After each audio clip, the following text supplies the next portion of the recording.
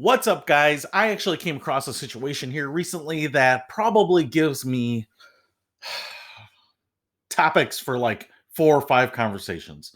But one of the things, before I get into some of the other topics, one of the things that I wanted to compartmentalize from this issue that came up is refunds.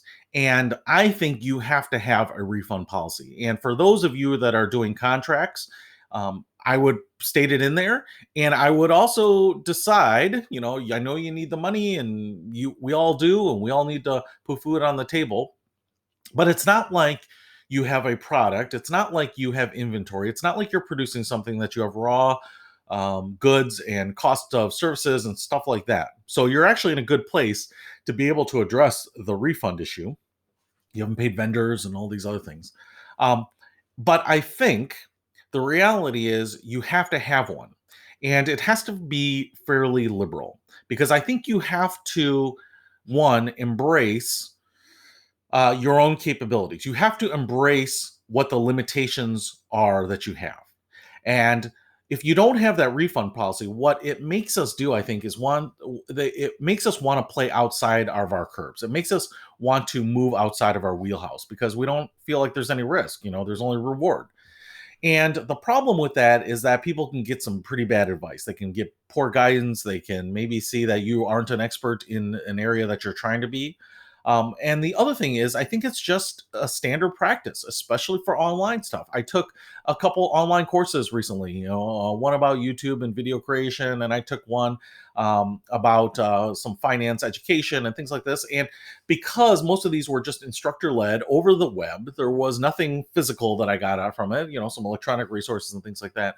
They all had 100% money back guarantees. If I, even after taking the entire course, emailed in and said I wasn't satisfied with it for whatever reason, they said they wouldn't even care. I mean, they care, but they wouldn't force me to explain. They would just give me the refund. And in fact, one of these courses, I kind of thought about it because I didn't feel like I really got my $3,000 worth of value.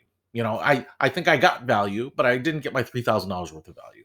And I thought the course was a little mispriced. Now, the reality is some people probably got more than that because of where they are, and some people probably got less than I did. But I felt like I got something, and so I didn't squawk about it. I didn't get my refund. But I can tell, and I can tell that when you move a lot of people through your courses, you are probably going to have some people that are unsatisfied. You're going to have people from different walks of life, different experience levels, different knowledge levels, and some people aren't going to be satisfied. Now, especially when you're starting out, you may be working with 5 people, 10 people, 50 people, right?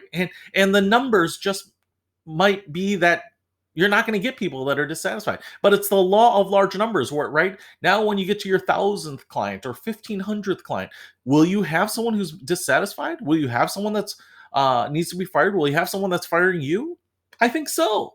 And so, how are you going to address that? How are you going to keep your clients happy? How are you going to give people peace of mind when they come in that they have nothing to lose, right? If it's going to be one-way street where I give you money, you give me advice, and if I'm not happy, that's my problem, then I think you're going to have more struggles at the beginning. People are going to be a little more skeptical. They're going to want to know a little bit more about what you specialize in, your background, your education, your processes, right? Um, Having money back guarantees helps people have a little bit more calm about going into business relationships because they know they can get out of them. So why don't you have a refund policy if you don't? Is it because of you, right? Is it because you need the money and hey, if the money comes in, I can't let it go. The money spent before it gets here. Well, that might be a reason. I mean, it's not the most legitimate reason, but it is a legitimate reason. Is it because, you don't think that any people who come in, should get their money back because you're still putting your effort forward, right? But if there's not value, then that's a big issue. And I would say that we both.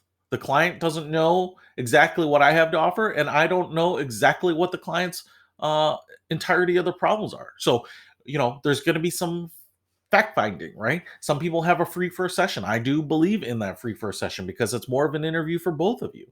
And so you'll have a better understanding of whether you need to move forward with that relationship. But if you don't have a refund policy, is it because you're too good? Is it because you can't afford to do it? I'd love to know the reason why you don't have it, but I would expect people to have some sort of policy. And especially when things come to a head, and I'm going to talk about this, and the whole reason that this is coming up is that, there can be times when this is a bad match for everyone, a bad match across the board right out of the gate. And do you have a mechanism to handle that? Or is it going to be a one off? Is it going to be drama? Is it going to be a heartache and pain and a wrestling match between you and a client? That's what I'm trying to avoid here. So, but I also think, like I said, the ancillary benefits are that it helps make us more honest. It helps us be more thoughtful, and it helps us be more cognizant of where we're going in our relationships, and what kind of advice we're giving, and where we're kind of steering people, and what our wheelhouse is and what the curb should be for us. So those are my thoughts on refund policies. Have them. Don't use them. Do such good work that you never have to use it, but you better have one.